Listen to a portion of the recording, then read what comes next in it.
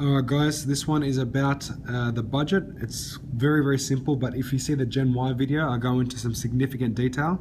But very simply, the diagram is simply this. So Mr. Client, with budget, we try to make it as foolproof as possible. Essentially, it's not about the dollars and cents and what's left on each individual month. It's about actually understanding the psychology of selling and how it actually works. Now, first thing we do is we design three individual accounts. So first account, your direct debit and saving accounts. Now these can be two individual accounts or one together. But very simply, these are in a different banking institution, a different bank where you have actually no card access associated with it whatsoever. What this is when your pay comes in at the start of the month, your amount goes in there to cover all the direct debit. It goes in to cover your savings balance, and essentially, in order to access money, you can only transfer it back to yourself in the event of an emergency. Now, the reason why I make it a different bank, because it takes 24 hours for it to come across to allow you to think about it. Most people see things as emergencies, but when they actually have the time to think about their goals and their assessment, they realize it's not an emergency until it hits that account. So this is vital and crucial for the strategy. And it means rain, hail or shine, whatever's going on in your situation, your direct debit and your savings account is still there going every month, and you don't have to think about it, you don't have to know about it, you don't have to ask questions. So these two, no card access, different bank. Now the next account is a really important account. This is your cash and fund account. And I'm going to talk about the cash in firstly. So cash is for everything you can't do a direct debit for. So this is for your petrol, this is for your groceries, this is for your day-to-day household purchases. Now we have your budget, and whatever that is, we put a small margin on top to make sure it's consistent with what you want with a little bit extra.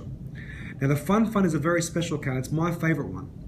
Now, when you're talking to a diet, when you say to someone you can't eat cake ever, they're going to go 6 months without eating cake, but when they eat cake again, they're going to decide to eat a whole cake because it's been deprived from it. Because psychologically, we've all been inclined to want to spend. If you think about it, when you're at school, your parents used to give you a few dollars here and there, and you used to take that money and spend it on food, chocolates, lollies, whatever have you.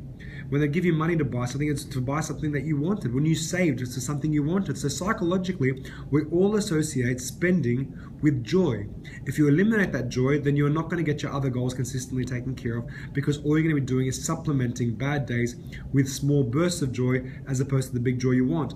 So we want to have you have that joy. So a fund is a balance of money that you can put on the table, light on fire, dance around that as many times as you want, and will have no impact on your budget, on your goals whatsoever.